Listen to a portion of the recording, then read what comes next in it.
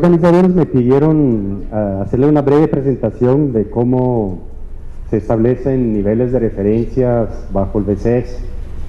Entonces quiero recordar qué es el BCS. El BCS es el estándar para carbono verificado. Inicialmente era un estándar pensado únicamente para el enfoque proyectos en el mercado voluntario, pero desde la COP de Cancún en el 2010 lanzaron una iniciativa para formular lo que ahora se llaman los requerimientos para jurisdicciones. En el sentido amplio de la palabra, la jurisdicción puede ser un país entero o puede ser una entidad subnacional, pero que tenga, digamos, jurisdicción sobre un territorio amplio, ¿no? Hasta ahora, los requerimientos JNR del BCS son la única propuesta, creo yo, que existe a nivel internacional que ha tratado de ver cómo se vincularía un enfoque de proyecto, un enfoque subnacional con un enfoque nacional. Y entonces puede ser, digamos, una propuesta interesante de considerar en los países donde existen iniciativas subnacionales, ya sean basadas en proyectos o iniciativas de entidades subnacionales, gobiernos subnacionales. Entonces, realmente los requerimientos JNR no plantean una metodología, sino una serie de requerimientos que he tratado como de resumirlo en unos 8 pasos que uno debería seguir si quiere establecer un nivel de referencia utilizando este marco, ¿no?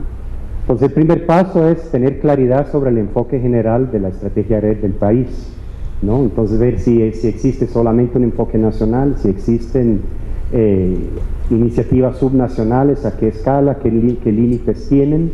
Entonces hay que definir bien esos límites. Después hay que tener claro la fecha de inicio del programa nacional o de los programas subnacional, la duración de los periodos históricos de referencia, la duración del periodo de pago por resultados. Después de haber definido eso que está a la izquierda, que digamos todo el marco general de la estrategia, entonces hay que hacer lo que se tiene que hacer, el análisis de los datos de actividad históricos. Y de ahí se pasa a un análisis de estos datos para ver si es necesario hacer ajustes a estos datos históricos antes de proyectarlos. Entonces ahí le voy a explicar un poco qué tipo de ajustes se consideran necesarios o útiles. Y finalmente, después de haber hecho estos ajustes a los datos de actividad, se pueden proyectar para el periodo de pago por resultados, y que puede ser promedio, puede ser la tendencia, puede ser ajustado a circunstancias nacionales. Los últimos 2 pasos, el cálculo de los factores de emisiones y el cálculo del nivel de referencia. Entonces voy a ir rápido sobre ese primer paso, que es definir, digamos, el enfoque general del país. Entonces se trata de saber si ese es el país, si dentro del país hay como, digamos, entidades subnacionales y dentro de ellas hay proyectos, cuáles de ellos podrían tener la posibilidad de reclamar internacionalmente un pago por resultado o créditos de carbonos. Entonces hay varias opciones que el BCS indica que dan mucha flexibilidad. En principio cada país podría escoger en qué marco quiere ubicarse. El estándar da la flexibilidad necesaria para que cada país pueda implementar su visión de red. En el tema de definir los límites de las jurisdicciones, puede ser solamente la nacional, si uno quisiera, o pueden ser límites que coinciden con jurisdicciones político-administrativas, o también pueden ser límites que coinciden más bien con criterios biofísicos, tipo biomas, ¿no? Entonces toda esa flexibilidad se da. Incluso se da la flexibilidad de definir el nivel de referencia, por ejemplo, a nivel de biomas, por decir algo, pero de implementar los programas jurisdiccionales, ya sea a nivel de todo el país o a nivel de, por ejemplo, aquí decíamos provincia, ¿no? Unidades político-administrativas. Después viene el concepto que es bastante importante de definir fechas y periodos. Entonces, algo que es bien importante es definir la fecha de inicio del programa. Ahí el BCS es un poco más restrictivo, porque dice esa fecha tiene que tener una justificación, no puede ser arbitraria. Por ejemplo, no es suficiente decir, bueno, en tal fecha se aprobaron no sé, el acuerdo de Bali o de Durban o de Copenhague o lo que sea, entonces ahí empieza mi programa. No, tiene que tener una nueva política, un nuevo programa o una actividad con impactos de campos documentada que sustente que el programa inicia en esta fecha. De ahí para atrás se define el periodo histórico de referencia, que en la versión actual de los requerimientos puede estar entre 8 y 10 años, eso está en revisión, y hacia adelante, hacia futuro, está el periodo de pago por resultados, que tiene que ser menor de 10 años, en el sentido que si fuera más largo, habría al final del periodo de pago por resultados tener una actualización del nivel de referencia. O sea, el nivel de referencia no puede tener una validez mayor a 10 años bajo el BCS.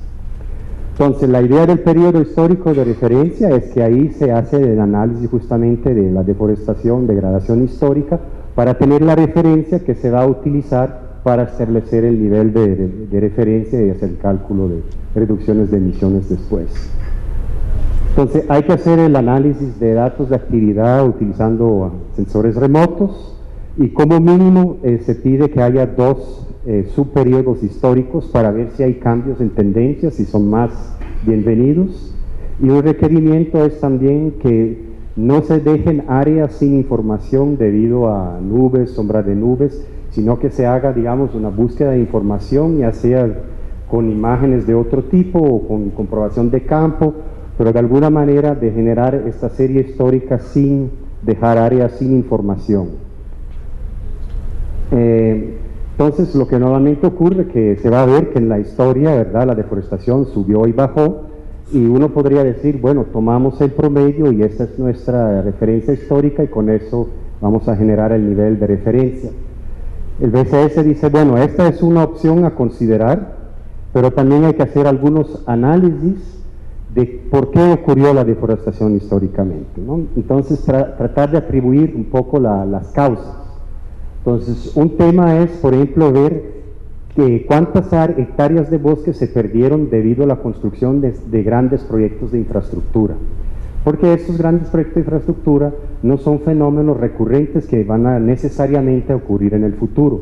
Entonces, si hubo grandes proyectos que causaron una deforestación, llamámosla planificada, esa de pronto no debería entrar en el nivel de referencia histórico para proyectarlo a futuro. También hay que ver cuántas de estas pérdidas son atribuibles a disturbios naturales. En todos los países hay, digamos, una dinámica de los bosques que causa pérdidas y ganancias de áreas de bosque, ¿verdad? Pero a veces hay fenómenos que son, digamos, extremos, no sé, por ejemplo, puede haber una erupción volcánica o podría haber un año con un evento climático extremo que causa una pérdida bastante importante de área. Y si esto es un fenómeno poco recurrente, también habría que ver si hay que dejarlo dentro de los datos que se analizan para establecer el nivel de referencia o no. Entonces, la regla que da es los grandes proyectos de infraestructura que han causado pérdidas mayores a 1000 hectáreas, en principio deberían considerarse como un fenómeno poco no recurrente y por lo tanto se excluyen en el análisis de datos históricos, o sea, se sustraen, se hacen transparentemente la exclusión. Y lo mismo los disturbios naturales extremos y poco frecuentes, definidos como de más de 1000 hectáreas y con un periodo de retorno mayor a 10 años, ¿no? Entonces, si ya estas circunstancias se aplican, entonces obviamente el promedio histórico que se tenía ya debería eventualmente ajustarse, ¿verdad? Porque ya no sería representativo para los años siguientes, y de pronto hasta uno podría ver que hay una tendencia en la deforestación, y hacia arriba o hacia abajo. Entonces, para hacer la proyección de los datos de actividad para el cálculo del nivel de referencia, el BCS me exige de tomar en cuenta por lo menos 2 escenarios, de analizar por lo menos 2. Uno basado en el promedio histórico, haciendo los ajustes que vienen al caso, si hay que hacerlos, como expliqué anteriormente, y también hacer por lo menos una evaluación de las tendencias, y si hay tendencias, tomarlas en cuenta. También se pueden hacer ajustes por circunstancias nacionales. En este caso hay que proponer la metodología de cómo hacerlo y hay que sustentarlo. Por lo menos hay que tener estos 2 y después hay que argumentar para seleccionar cuál es el que se considera más plausible, ¿no? Entonces no hay realmente una metodología que seguir paso por paso, pero hay estas, digamos, indicaciones o requerimientos, y es después en el proceso de validación por auditores acreditados por el BCS que el BCS tendrá que tomar la decisión si el trabajo se cumple con los requerimientos y si digamos, lo que se propone es creíble, ¿no? Luego pasa el tema de factores de emisiones, y el concepto es, pienso que todos ya los conocen, ¿no? Es un poco cuánto carbono tengo en los bosques antes de deforesto, después de deforestar también hay algo de carbono, y lo que ve la atmósfera, esta diferencia sería el factor de emisión.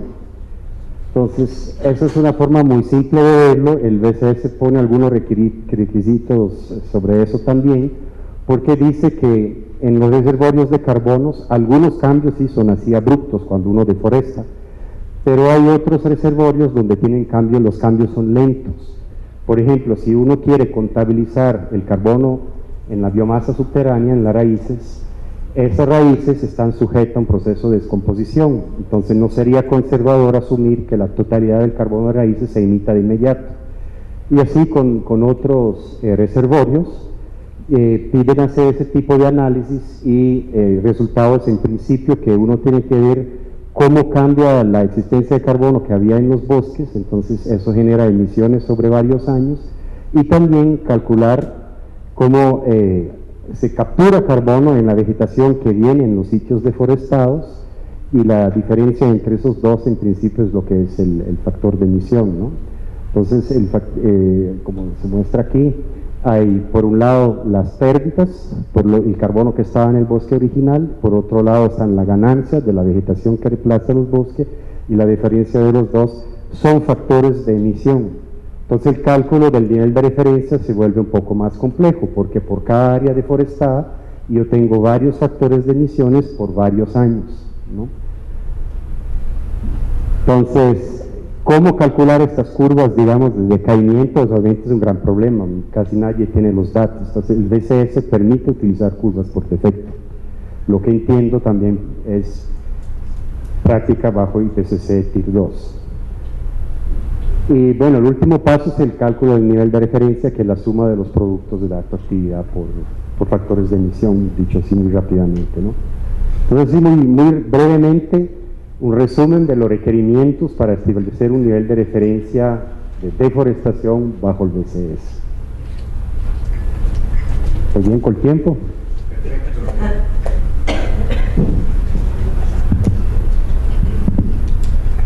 Gracias, Lucio. Bueno, ya resolvimos el inconveniente con Senia.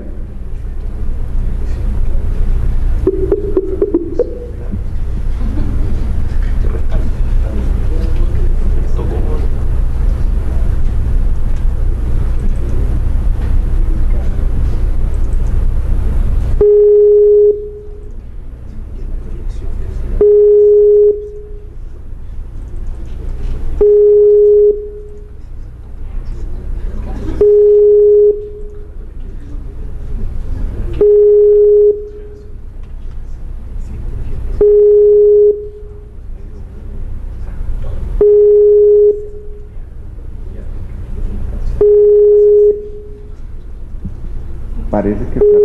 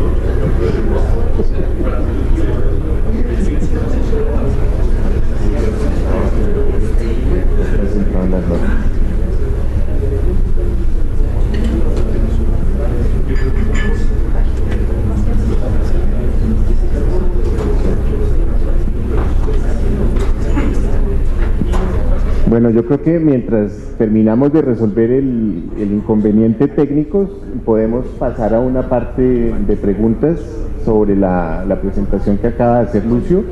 Entonces, si me ayudan levantando Entonces, Telma.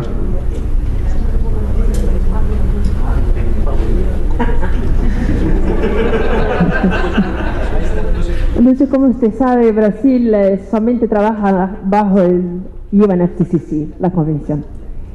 Claro que algunos estados tal vez estén trabajando con otro entendimiento, pero no bajo el gobierno federal.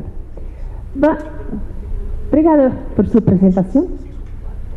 Es bien didáctica, pero pragmática en mi visión.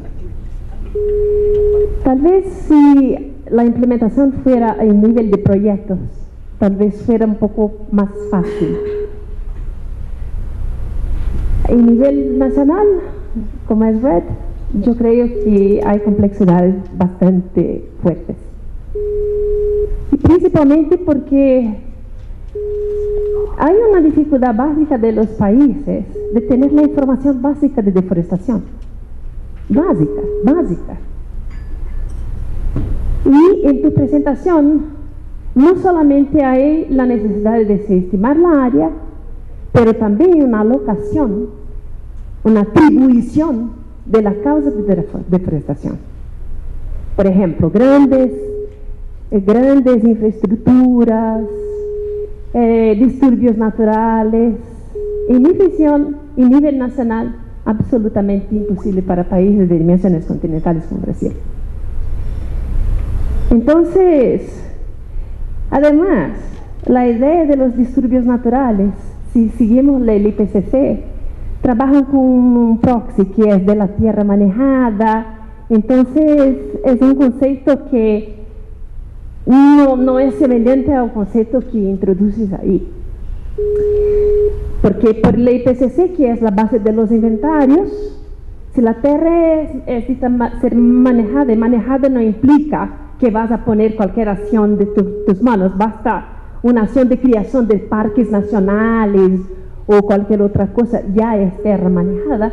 Entonces el IPCC dice que independientemente de que lo pasa, si es disturbio natural o no, las emisiones son contabilizadas como de naturaleza antropogénica. Entonces hay un problema de consistencia tal vez con el inventario, con el IPCC y la forma como tú traes esta cuestión. La captura de las emisiones. Para las capturas de las emisiones es un punto también que voy a levantar mismo en la propuesta de Brasil. Necesitarías tal vez de la idea de qué sería la conversión. ¿De bosque para qué? ¿Para cropland? ¿Para grassland? ¿Para wetlands? ¿Para qué? Este es absolutamente mínimo para los países desarrollados. No hay. Hay pocos. En el caso de Brasil, hicimos porque yo como parte del IPCC, dice a Brasil, vamos a hacer lo que mejor tenemos y es todo explícito. 5 millones de polígonos que son monitoreados de transiciones. Hay otro país que lo hace, yo creo que tal vez haya, pero es difícil, es muy complicado. Entonces, mismo las conversiones, las alteraciones en los reservatorios, los pools, ¿no? Que son atreladas a esas transiciones, es muy difícil. Es muy difícil hacer un levantamiento de los cambios en el suelo, por ejemplo. Voy a hablar un poco de esto. Si no conocemos las transiciones, en el caso del nivel de referencia de Brasil, ¿por qué estamos haciendo mucho más programas de entender la dinámica? Pero es Brasil, vamos empujando porque los países también internamente también nos empujan. Hay que mejorar, hay que hacer más, hay que todo. Entonces, vamos mejorando. Pero para la mayor parte de los países, la información más básica no existe. Y si queremos que la red sea bien sucedida, que no tenemos el international leakage, tenemos que incorporar lo mayor número de países posible. Y esta es la razón por qué Brasil pensa simples. No vamos a complicar, vamos a ser simples, para empezar. Entonces, yo creo que su propuesta es una propuesta decente. Entonces, es una propuesta técnicamente decente, pero de difícil implementación para larga escala como es el nivel nacional. Entonces, no es una crítica, es simplemente una avaliación de la realidad. ¿Quieres responder primero o tomamos dos? No, si no me olvido todo. Ok, vale. No, solamente, bueno, no es mi propuesta, es BCS, ¿verdad? Bueno, yo soy parte de los que asesoran BCS, pero... Dicen que yo hago, yo no hago. Hay cierta similitud, sí. Bueno, primero, sobre disturbios naturales, sí se tienen que contabilizar y reportar, solo hay que excluir lo que son muy grandes y excepcionales. O sea, normalmente un país debería saber si tuvo un evento excepcional con un periodo de retorno superior a 10 años, ¿no? Si, no sé, estalló un volcán, vino un tsunami o algo así.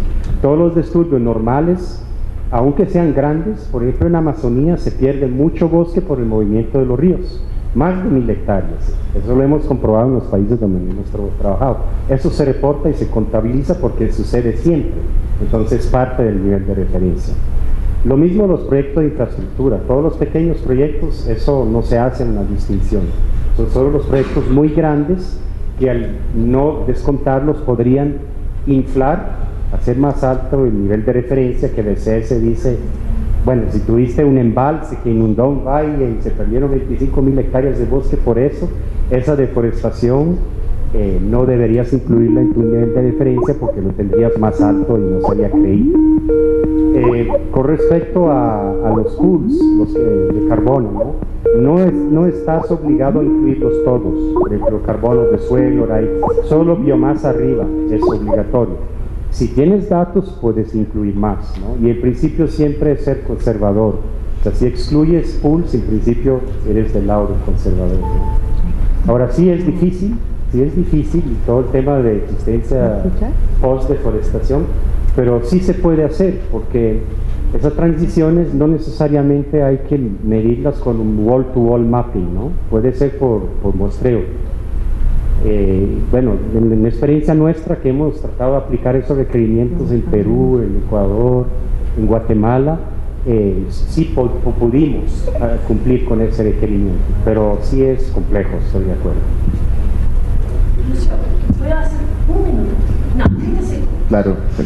30 segundos. Reacción con... No, contas. Lucio, ¿pero qué pasa?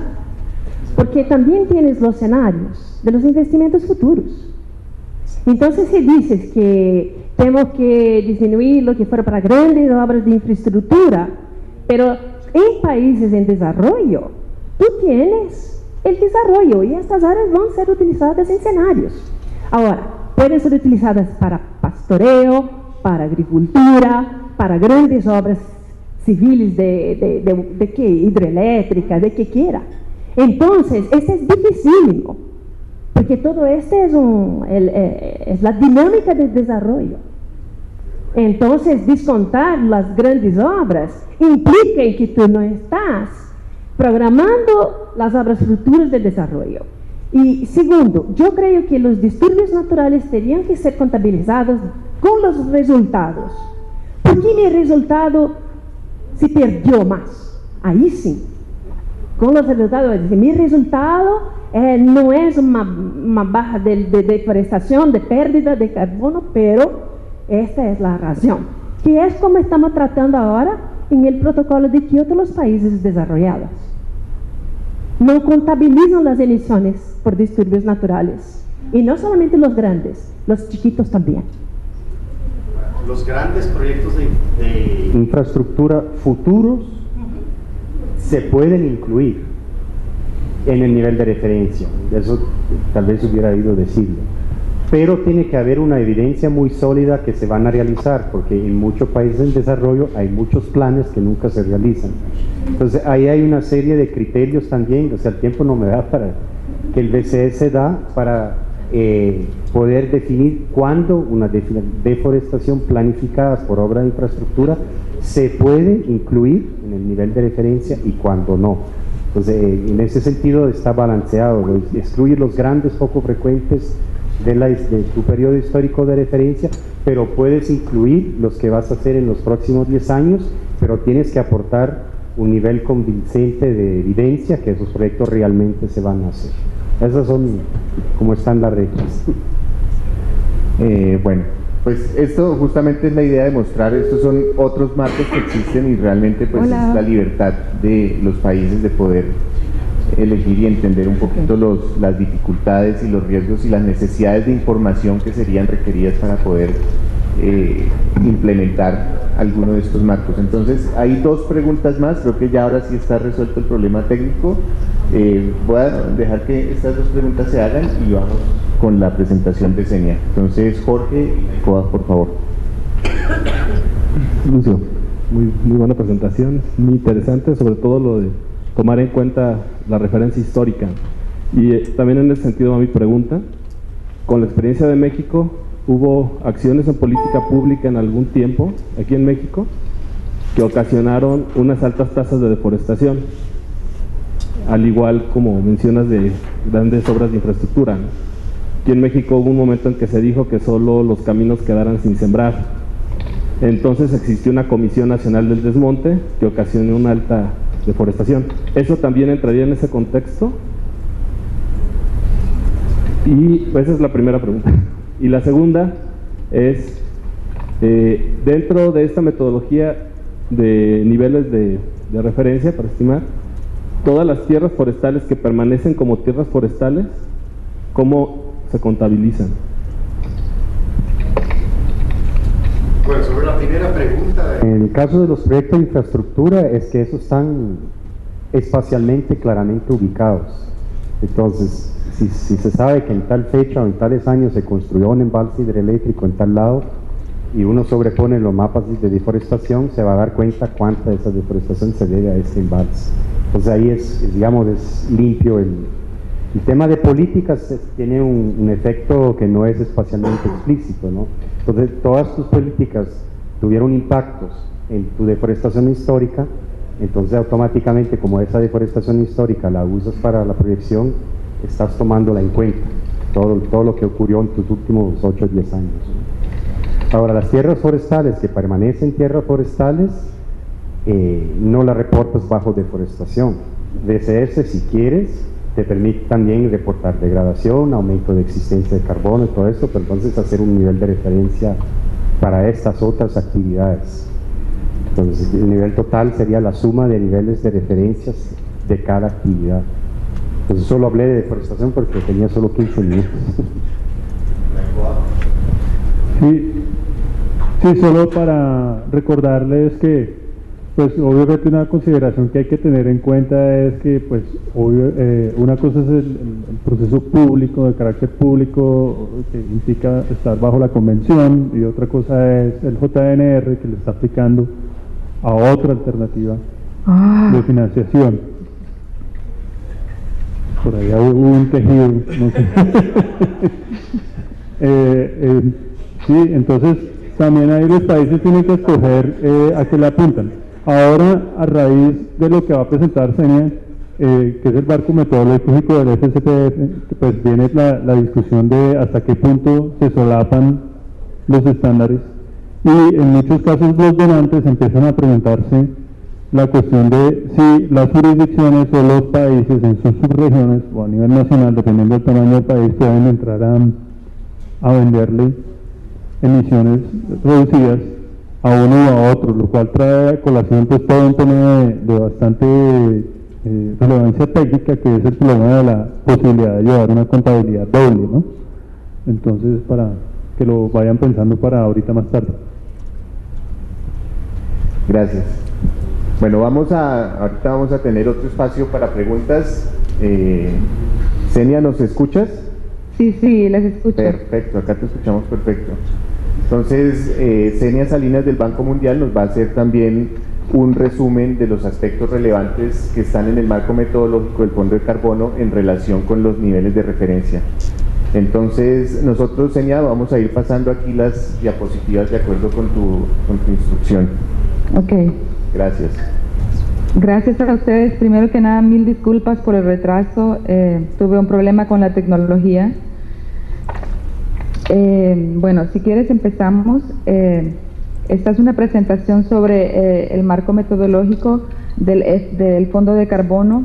Para quienes no saben mucho acerca del FCPF, del Fondo de Carbono, les comparto que es parte es uno de los dos fondos del FCPF, y es una facilidad que junta donantes y países para abordar red, y es uno de los fondos, además de Readiness, que ha sido diseñado para pagar por reducciones de emisiones generadas en programas en un número limitado de países.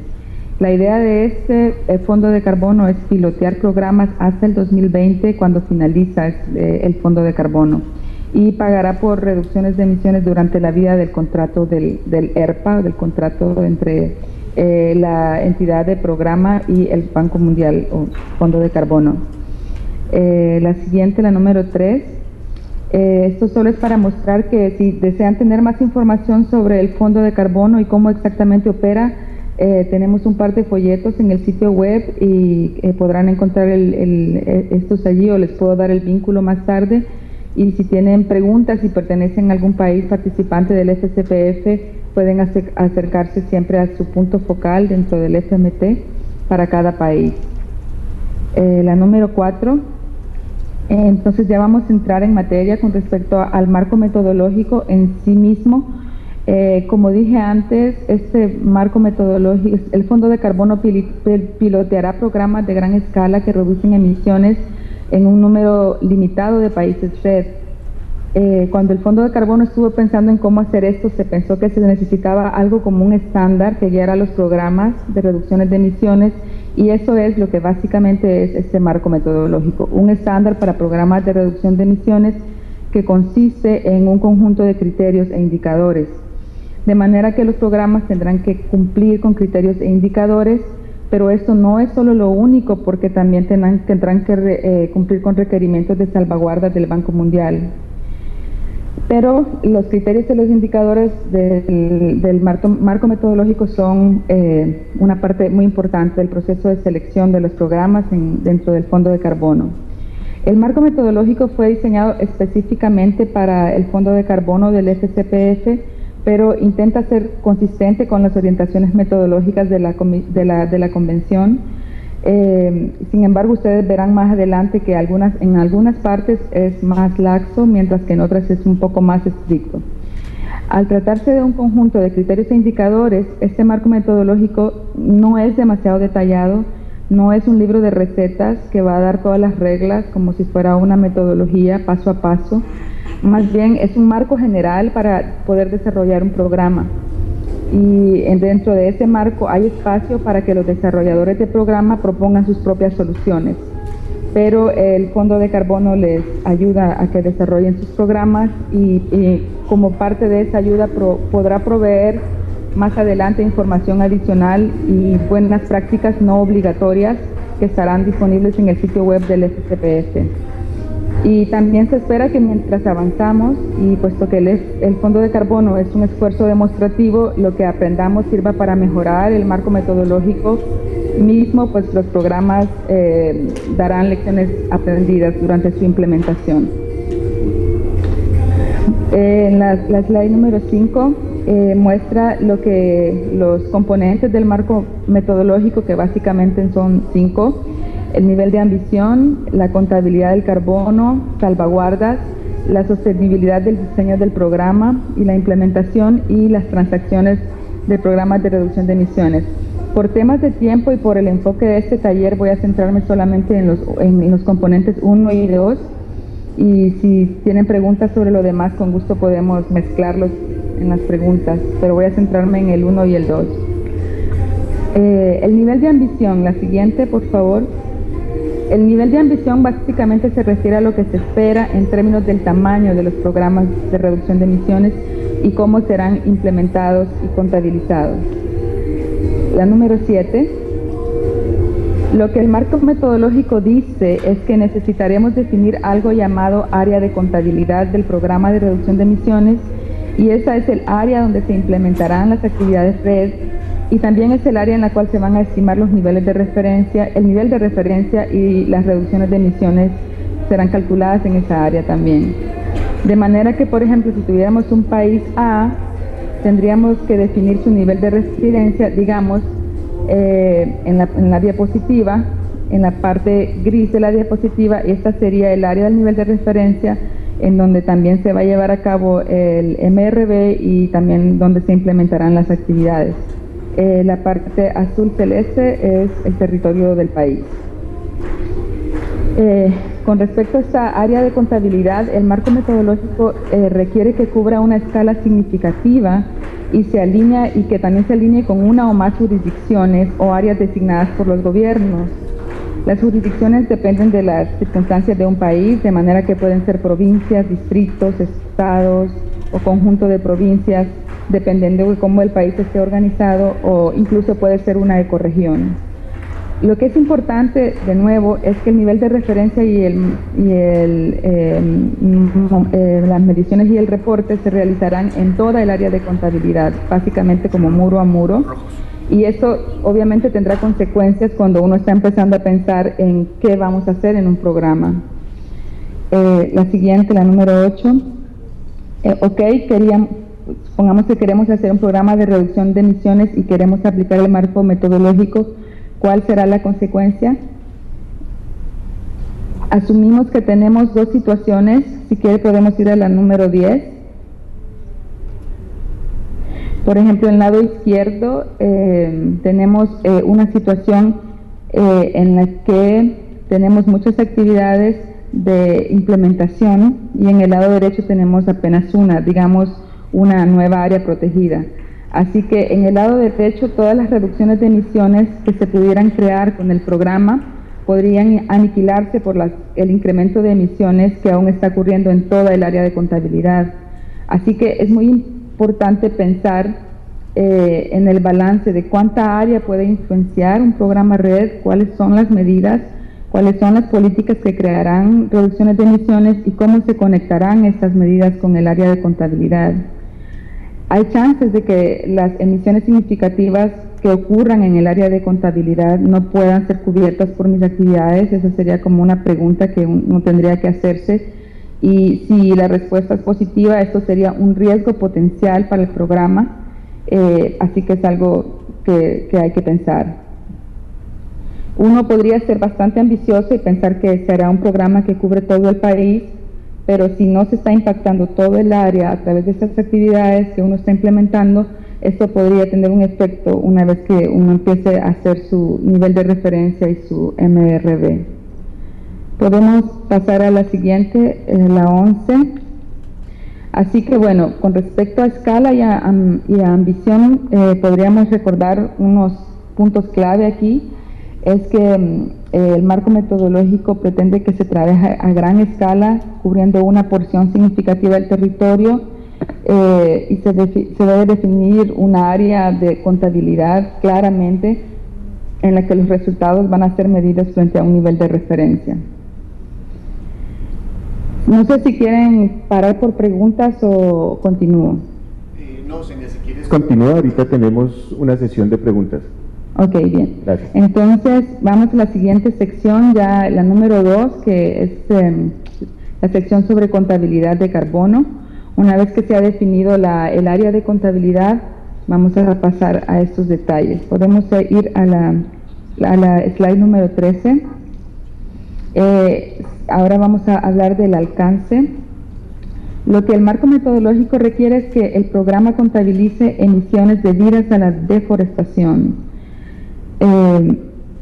De manera que de las 5 actividades red, deforestación, degradación, mejoramiento del almacenamiento de carbono, conservación, cada programa tendrá que trabajar en deforestación como mínimo.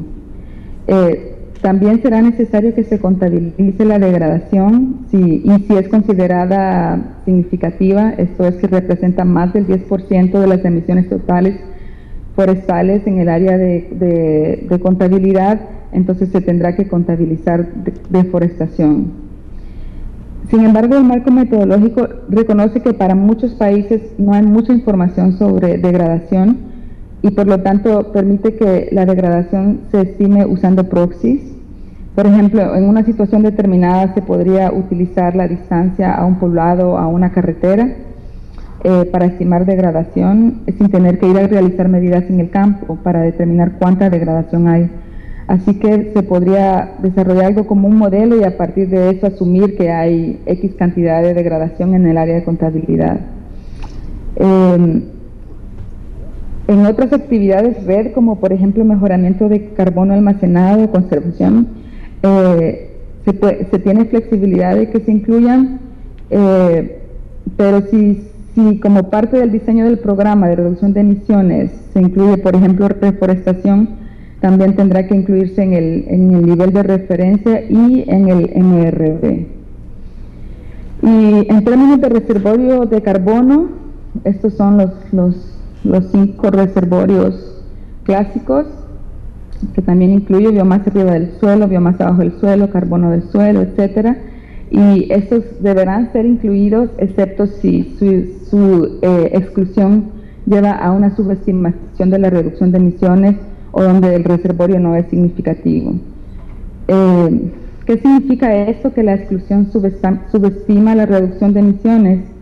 Por ejemplo, en suelos, un ejemplo en carbono en suelos, uno puede imaginarse una situación en la que en el nivel de referencia habrá deforestación que va a llevar a degradación de suelos y por lo tanto a la pérdida de carbono en el suelo. Si uno excluye ese reservorio de la contabilidad, estará básicamente subestimando las emisiones que reduciría a través de su programa. Esto sería conservador y así que el proponente del programa estaría subestimando la reducción de emisiones que lograría. Una de las razones por la que se hace esto es que algunas veces es bastante caro o complicado y si uno no consigue tener información sobre algunos reservorios como el carbono en el suelo, hay que hacer un balance entre incluir un reservorio versus el costo. Es un balance que es necesario analizar cuando se esté diseñando el programa. Ahora vamos a ir a la slide 14 sobre incertidumbre. Cuando empezamos a establecer un nivel de referencia y un MRV, sabemos que hay incertidumbres asociadas con esto. El marco metodológico requiere que se manejen estas incertidumbres. El primer paso para este manejo de incertidumbres es identificar las fuentes de incertidumbre y evaluar cuánto esas fuentes contribuirán a la incertidumbre total de las reducciones de emisiones. El segundo paso es tratar de minimizarlas siempre que sea factible y costo efectivo. Hay diferentes maneras dependiendo de cuáles son las fuentes de los errores, pero algunas veces estas maneras implican buenas medidas de medición, buenos procedimientos, adecuado entrenamiento de la gente que trabaja en eso, y algunas veces se trata de muestreo. Por ejemplo, si uno pone más parcelas de muestreo para medir el almacenamiento de carbono, podrá reducir en algo la incertidumbre. Pero aún así hay algo de incertidumbre que queda, y el fondo de carbono no establece un límite, no te dice que la incertidumbre debe ser más baja que un nivel determinado. Lo que sí dice es que después de haber realizado tu mejor esfuerzo para reducirla, necesitas cuantificar la incertidumbre remanente, y después, basado en dicha cuantificación, parte de tus reducciones de emisiones serán separadas en el buffer o en el amortiguamiento. Y la cantidad separada se va a calcular con base en un factor de conservatividad o factor de conservadurismo, y los cuales son definidos en el marco metodológico, y cada uno de esos factores está relacionado a un cierto rango de incertidumbre, y esto es diferente de si se trata de incertidumbre que viene de mediciones versus las que vienen de utilizar datos aproximados o proxies. Para los datos aproximados se tiene que aplicar el máximo nivel, que es 15%. El marco metodológico reconoce que al usar estos proxies, de esta manera reconoce, ¿no?, que la incertidumbre es más alta. Podemos pasar a la número 15, que es ya sobre los niveles de referencia.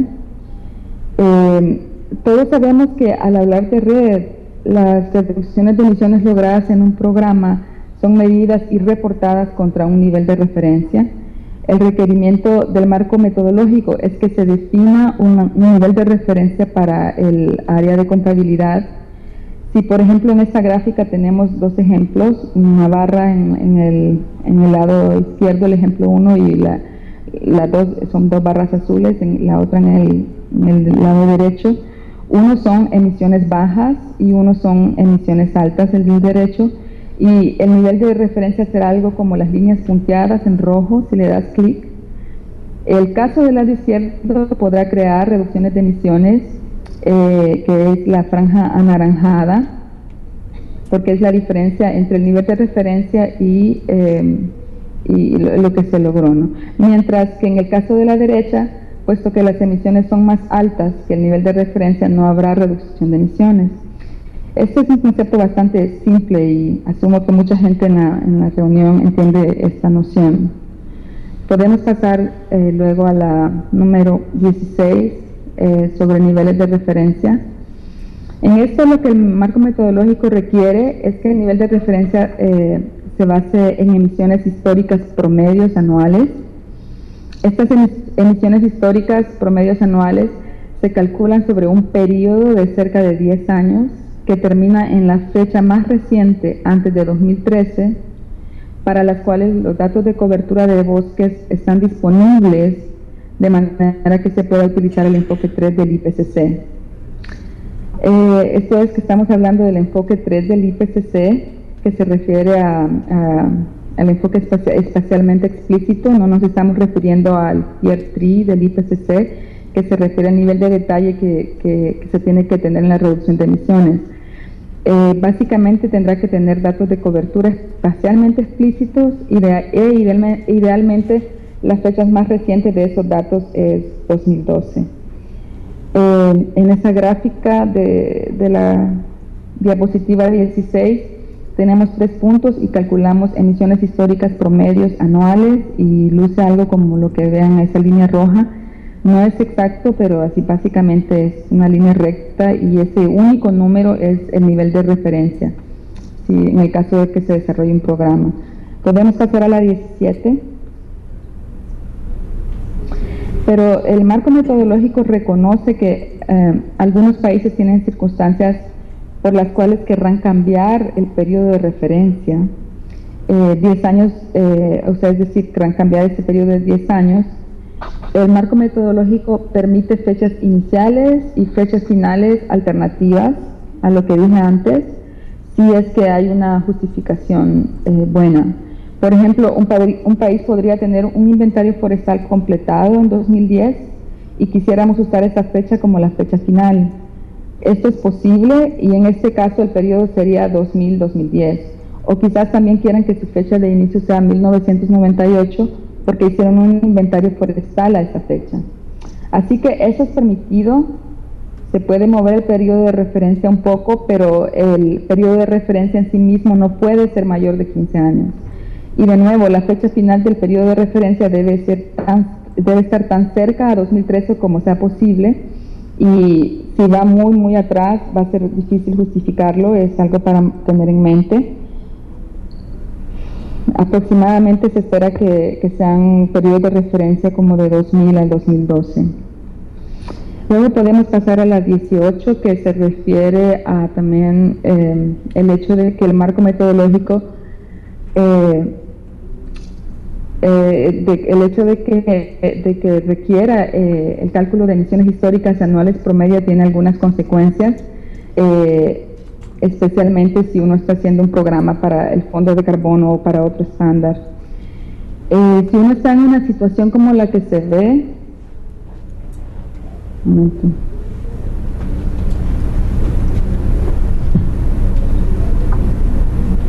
Como la que se ve en la gráfica, disculpen, ahí se tiene unas emisiones que van tendiendo a la alza, pero de nuevo el requerimiento del marco metodológico es que usemos emisiones anuales promedio durante el periodo de referencia como su nivel de referencia. Pero si realmente se tiene esa tendencia a la alza y tenemos, digamos, un periodo de MRV, digamos que empieza en 2015, que es donde empieza el programa, si seguimos la tendencia será como esos puntos azules, y entonces cuando se empieza a implementar el programa que va a reducir emisiones lentamente, para poder contabilizar algo apenas se contabilizarían las emisiones que bajan la línea roja, es decir, las del último punto azul debajo de la línea roja. Así que es bastante importante, si uno piensa que a través de llevar a cabo un programa y está pensando en la selección del área de contabilidad, y en esa área aún están ocurriendo un incremento importante de emisiones, la pregunta relevante allí es: ¿puedo realmente hacer un programa que pueda reducir mis emisiones debajo del promedio anual? Hay que mantener en mente lo que dije al principio, que el fondo de carbono terminará en 2020, por lo tanto, para poder reducir las emisiones para esa fecha hay que tener actividades bastante ambiciosas. Si hay emisiones significativas ocurriendo en el área de contabilidad, eso podría ser un riesgo potencial para el programa de reducción de emisiones. Podemos pasar a la 19. Para finalizar, lo referente a niveles de referencia, como dije antes, el nivel de referencia en el marco metodológico es específico para el área de contabilidad, y esta es el área donde se va a llevar a cabo el programa para el fondo de carbono. Al mismo tiempo, como país, usted podría estar desarrollando su nivel de referencia como parte de su readiness a nivel nacional, o quizás podría estar planeando presentar un nivel de referencia ante la convención. Lo que el marco metodológico reconoce es que estos procesos pueden desarrollarse en paralelo, de manera que no se tiene que tener un nivel de referencia forestal nacional bajo la convención antes de que se pueda hacer un nivel de referencia para el fondo de carbono. Uno podría hacer un nivel de referencia para el fondo de carbono primero y usarlo para informar el nivel de referencia que se va a presentar a las Naciones Unidas. Es la decisión de la entidad del programa, pero sería bueno que haya consistencia en términos de métodos y de datos. Ahora, si uno está construyendo un nivel de referencia basado en información disponible y nota que hay una tendencia a la baja, esto también se tiene que tomar, de las emisiones, también tiene que tomarse en cuenta durante la construcción del nivel de referencia. De nuevo, el supuesto es que su nivel de referencia se basa en emisiones históricas anuales promedio, pero si hay una tendencia clara a la baja, dicha tendencia tiene que ser tomada en cuenta en el nivel de referencia. El marco metodológico no requiere que uno colecte información extra para mostrar si hay una tendencia o no, pero si uno tiene un número limitado de datos o de conjunto de datos de información y no está seguro si hay una tendencia o no, no hay requerimiento, no es necesario que ponga más datos, el nivel de referencia se va a basar en la información que ya tienen. Ahora bien, para un número limitado de países también existe la posibilidad de hacer un ajuste hacia arriba de las emisiones históricas, pero esto es solo para países que históricamente tienen tasas de deforestación baja y alto carbono forestal, lo que en la jerga llamamos HFLD o HFLD. Uno puede tener las emisiones históricas anuales promedio, las que usualmente son bajas, y hacer un ajuste a la alza, pero ese ajuste es basado en, leyendo ahí literalmente, emisiones esperadas que resultarían de cambios documentados en las circunstancias del programa de reducción de emisiones y que son evidentes antes de la fecha de finalización del periodo de referencia, pero cuyo efecto no fue completamente reflejado en las emisiones históricas anuales promedio durante el periodo de referencia. De nuevo, este es un ajuste que se permitirá para unos pocos países. Los países que lo soliciten tendrán que justificar que las emisiones se incrementarán y eso necesitará ser documentado y claramente explicado. Esta será una discusión que tendrán que hacer con los participantes del Fondo de Carbono. El marco metodológico puso un límite para el ajuste que es de 0.1% por año del almacenamiento total del carbono, pero de nuevo la mayoría de los países espera que tengan un nivel de referencia que refleje solamente las emisiones históricas anuales promedio.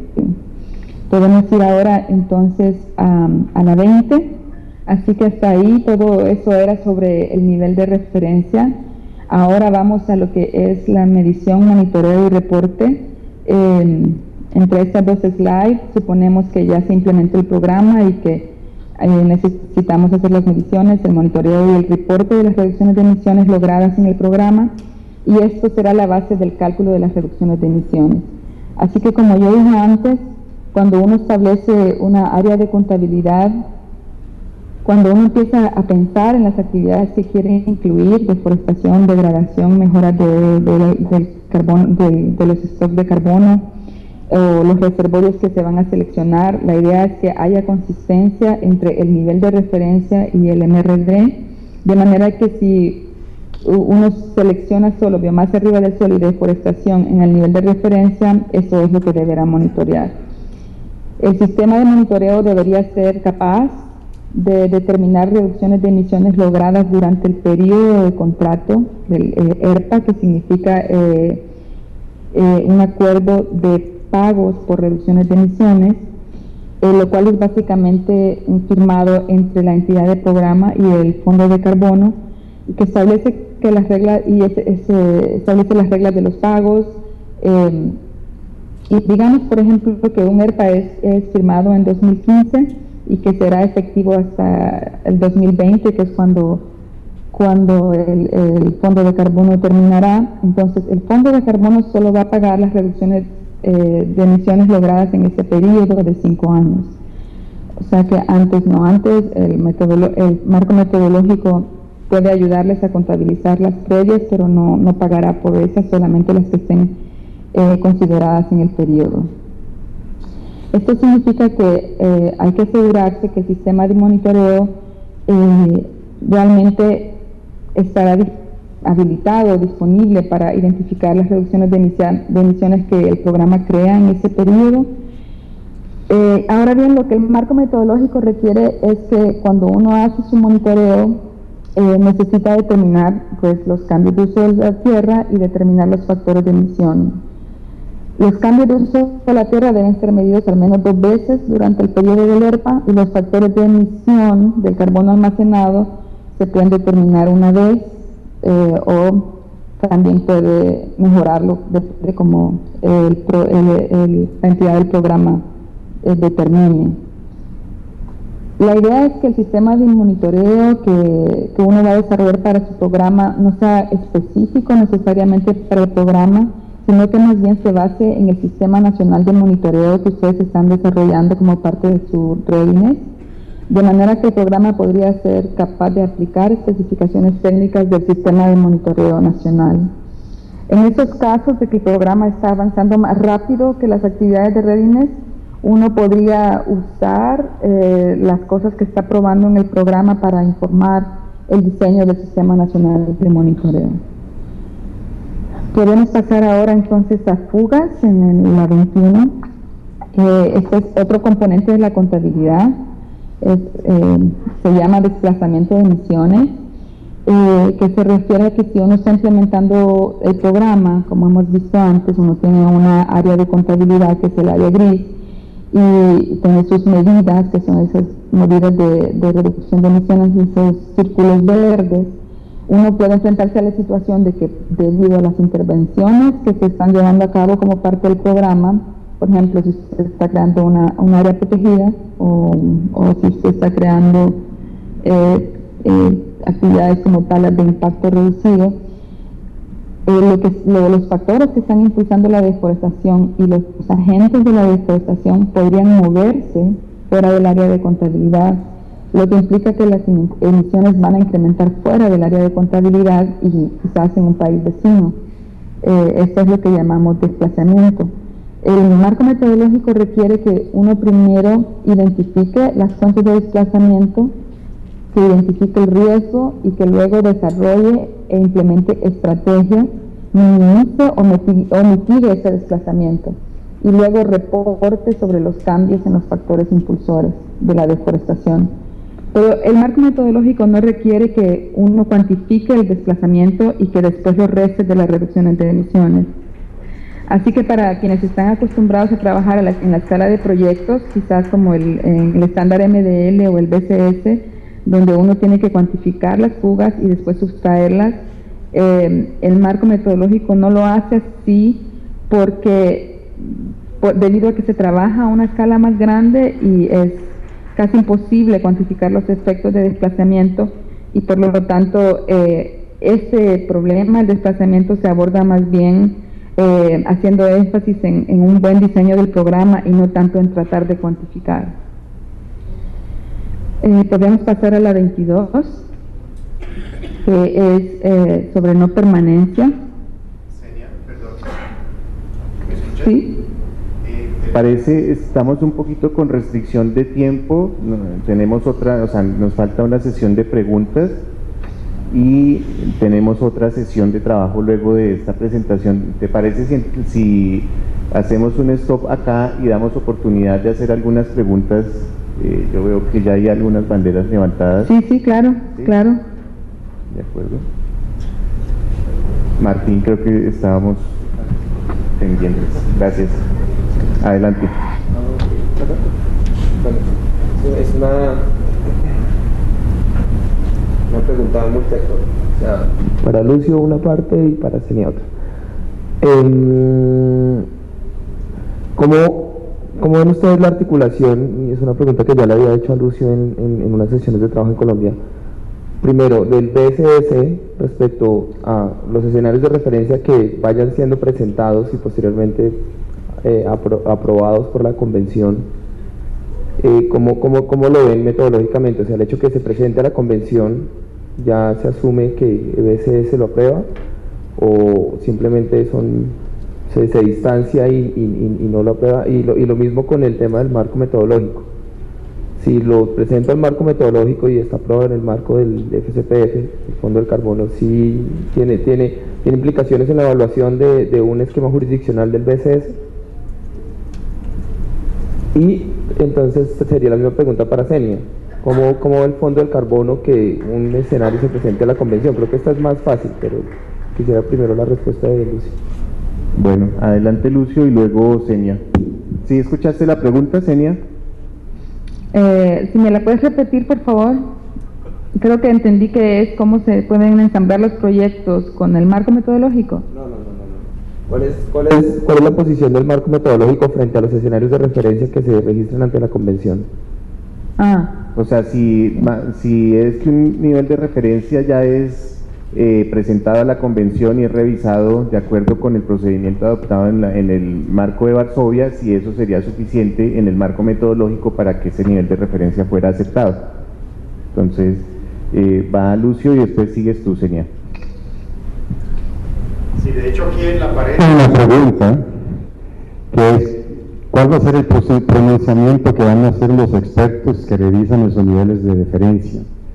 Porque desde el punto de vista del DCS, yo les consulté, ¿no?, después de que nos reunimos en Colombia, ellos no ven posible que en este momento haya una aprobación, que es el lenguaje que tiene el DCS del nivel de referencia, y menos una aprobación para un mecanismo de mercado, que es el lenguaje que se tiene en el DCS. Entonces, el DCS reconocería automáticamente un nivel de referencia presentado a la convención cuando la convención lo apruebe para un mecanismo de mercado. Y esa opción por ahora DCS entiende que no existe, pero igual aquí está la pregunta, porque yo también tengo esa inquietud, o sea, después del proceso de revisión, ¿qué emite, qué sale de este proceso como statement y qué, digamos, fuerza legal tiene? Eso yo lo tengo también como una pregunta Telma de pronto. Vale, entonces Senia, después Telma. El marco metodológico tiene un criterio, que es el criterio número 10, que dice que el desarrollo del nivel de referencia del programa tiene que ser informado por el nivel de referencia de emisiones forestales o el nivel de referencia forestal que se presente para la UNFCCC, y más específicamente pide que la entidad del programa explique cómo ese nivel de referencia del programa puede informar este nivel de referencia nacional, y que explique la relación entre el nivel de referencia y cualquier intención de parte del país de someter un nivel de referencia a la UNFCCC. Y además de eso, tiene un indicador que le pide al programa que explique cuáles son los pasos que tomará para que el nivel de referencia del programa sea consistente con los inventarios de gases de efecto invernadero. Están un poco generales, pero en realidad el punto es que ese nivel de referencia del programa tiene que estar alineado con la UNFCCC, con la Convención Marco de Naciones Unidas. Gracias. Senia, solo si me permites una precisión, estabas hablando ahí sobre todo el concepto de consistencia del nivel de referencia del marco metodológico con el que se presentaría a la convención, sí. Pero la pregunta que hacía el colega de Colombia es si un nivel de referencia que se presente, por ejemplo, a la convención y se presente en el marco del programa del Fondo de Carbono al marco metodológico, si con el proceso de revisión de la convención ya sería suficiente para que en el marco metodológico se apruebe.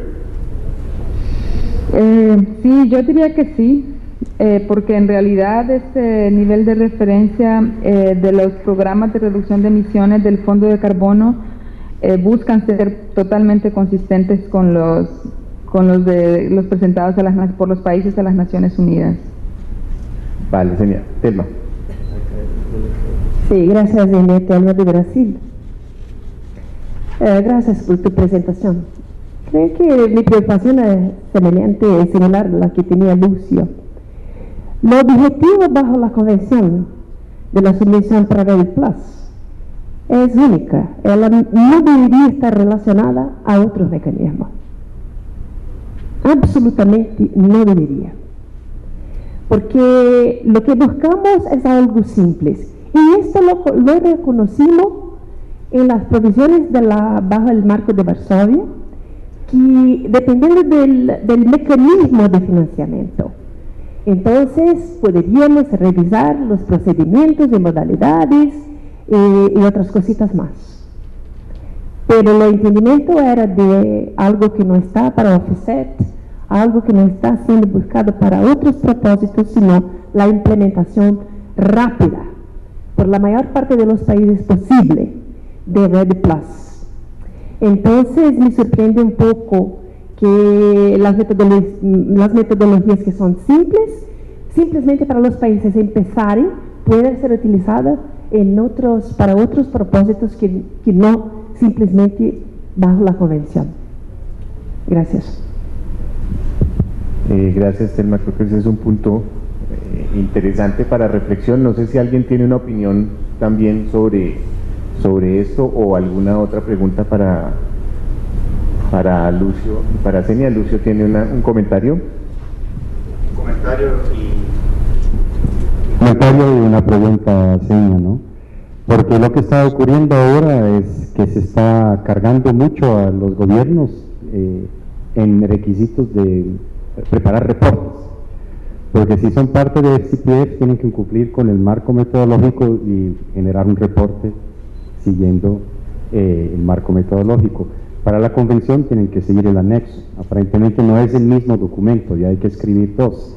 Y si además es un país que quiere reconocer sus proyectos y quiere presentarse al BCS, es otro documento más. Y si además está negociando con REM, son otros documentos más. Entonces, yo siento que en estos últimos años todos estos marcos que han surgido son, digamos, intelectualmente muy interesantes, pero que están generando una carga de trabajo importante para los países, y también el desafío de decidir, bueno, a qué le apostamos primero, ¿no?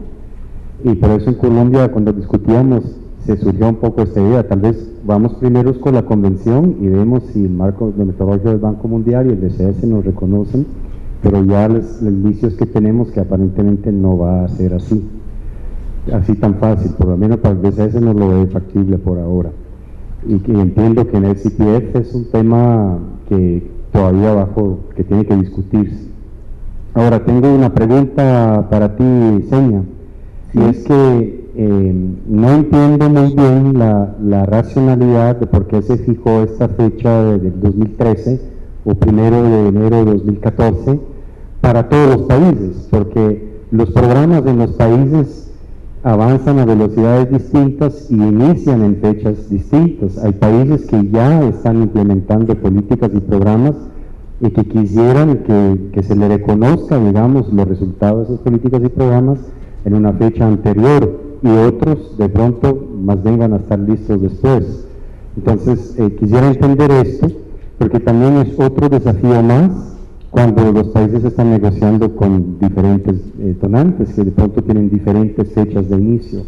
Entonces, ¿por qué se digamos, como que entiendo, se impone una única fecha para todos los países y no se deja a cada país proponer y justificar cuál es la fecha de inicio de su periodo ERPA y por lo tanto la fecha de inicio de su periodo de contabilidad de reducción de emisiones, ¿no?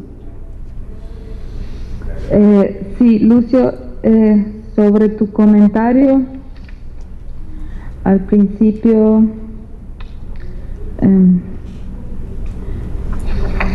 me olvidé el comentario, mejor la pregunta. Sí, la pregunta, mira, en realidad esa fecha de inicio, sí, está dado así, los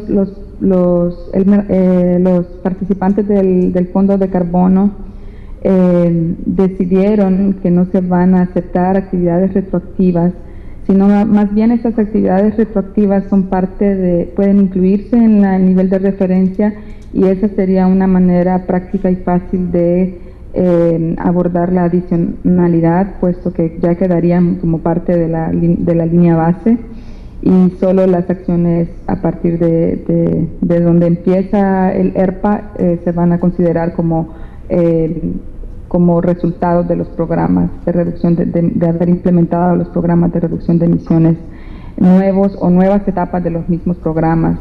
Algunos de los países que están proponiendo programas de reducciones de emisiones ahora mismo están simplemente continuando sus procesos que ya tenían, ¿no?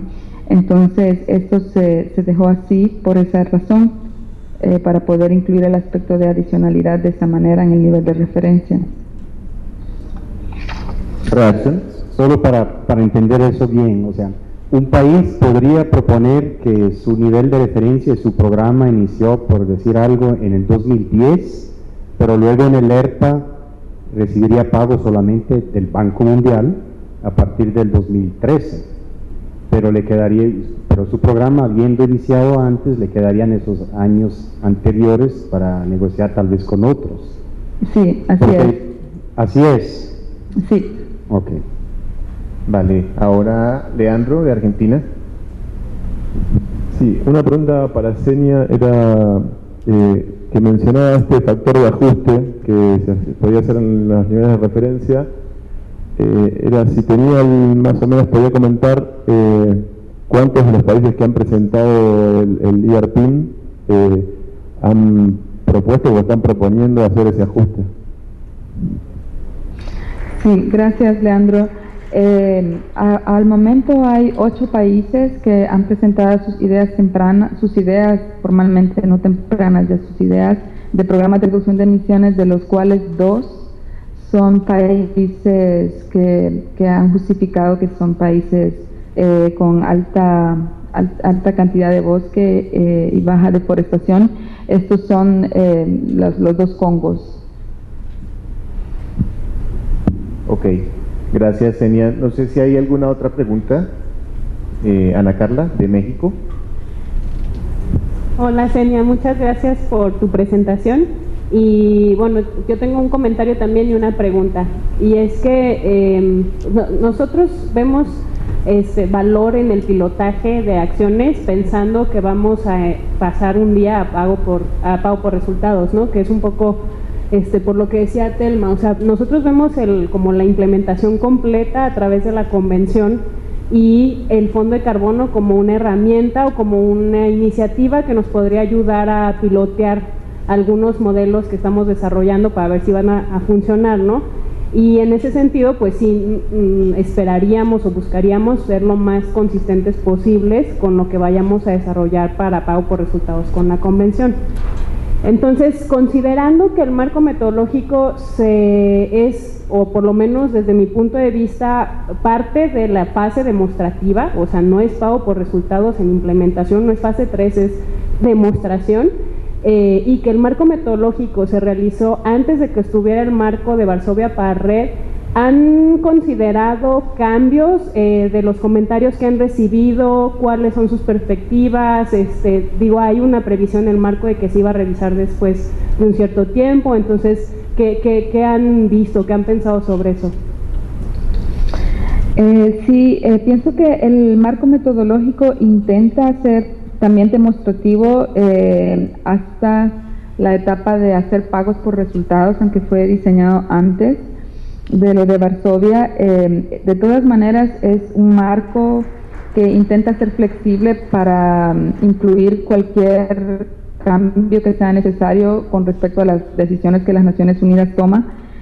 Como dije antes, se van a producir algunas guías que van a ser publicadas en el sitio web del SCPF para poder hacer algunos cálculos y cumplir con algunos de los criterios o indicadores, pero esas guías no van a ser obligatorias para los países y los países más bien se les invita a que propongan sus propios procedimientos para poder pilotear cómo abordar algunos de los aspectos, y siempre considerando como tú dijiste, el hecho de que es una fase piloto, pero llega hasta pilotear los pagos por resultados.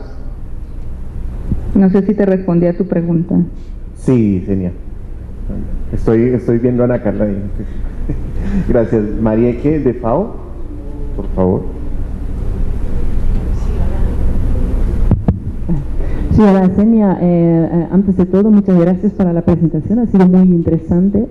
Yo quería volver a la pregunta de nuestro compañero de Colombia para el nivel de referencia que ya una vez pasado por la revisión de Varsovia, que podría ser entonces aceptado para el fondo de carbono. Si es así, entonces quiere decir que algunos, los países no tienen que seguir todos los requisitos del marco metodológico. por ejemplo, si un país no es de alta deforestación y baja, alta cobertura forestal y baja deforestación, y hace un ajuste bajo las reglas, digamos, del fondo de carbono, no es aceptable. Pues si un país lo presenta y pasa la revisión en Varsovia, ¿podría de todas formas entrar, o cómo se tiene que entender esta respuesta?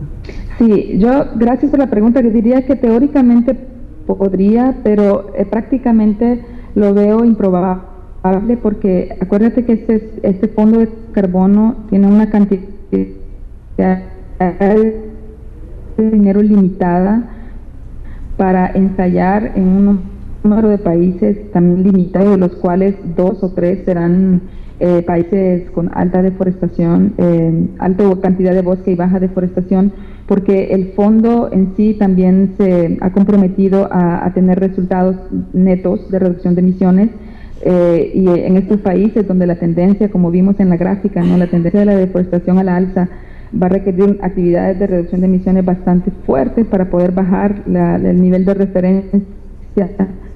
A lo mejor estos países van a hacer reducciones significativas o no sé, pero quizás no va a bajar a nivel de referencia, y el carbono se pone que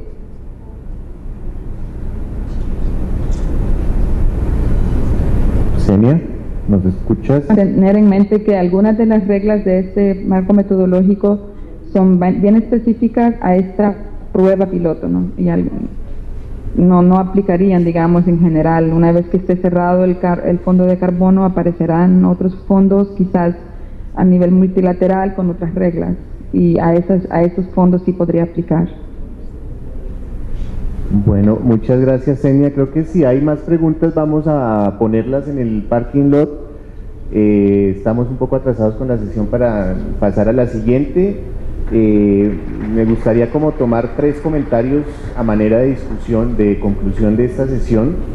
El primero, creo que es importante para los países reflexionar sobre justamente lo que decía Lucho Pedroni ahorita. Hay muchas oportunidades ahorita, muchas posibilidades de estar en esta fase de pilotaje. Están varias iniciativas, FCPF, REM, creo que también está Biocarbon Fund, está la posibilidad de presentar el nivel de referencia de la convención, pero pues cada una de estas posibilidades trae carga de trabajo adicional y retos adicionales a los países. Luego pues creo que es importante en los grupos de discusión internos tomar en cuenta hasta dónde es posible para cada uno de los países llegar, y pues realmente que resulte en un proceso de aprendizaje y no más bien en una carga de trabajo que puede que no llegue a ningún lado. El segundo comentario, creo que es importante considerar los requerimientos de información de los marcos existentes versus las posibilidades de obtener esa información histórica en los países, porque pues puede ser una barrera que impida avanzar en los requerimientos de los marcos metodológicos. Y creo que un tercer comentario, si capté bien la apreciación de Telma ahorita, si hay una diferencia entre los marcos metodológicos, ejemplo FCPF, y en el marco del BCS, y es que en estos, así sean fase 2 o fases de prueba, son pagos por resultados que tienen una orientación a offsets, mientras que en la convención el proceso no está ahorita pensado para offsets. Entonces creo que eso sí es una diferencia importante entre los enfoques de los diferentes marcos, orientaciones que están disponibles. Entonces vamos a pasar, Senia, y pues Lucho, muchas gracias por la presentación. Senia, obviamente te invitamos a participar de la sesión número 4, que va a ser la presentación de las experiencias de Brasil.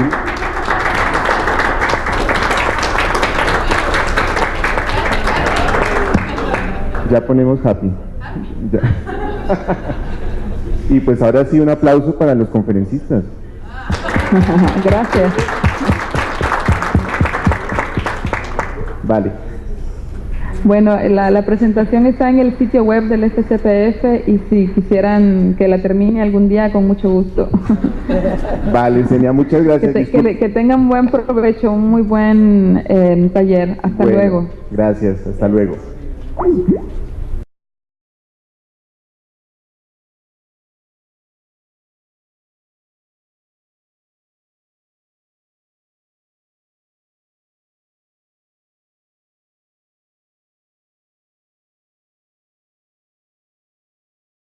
Secretaría de Medio Ambiente y Recursos Naturales.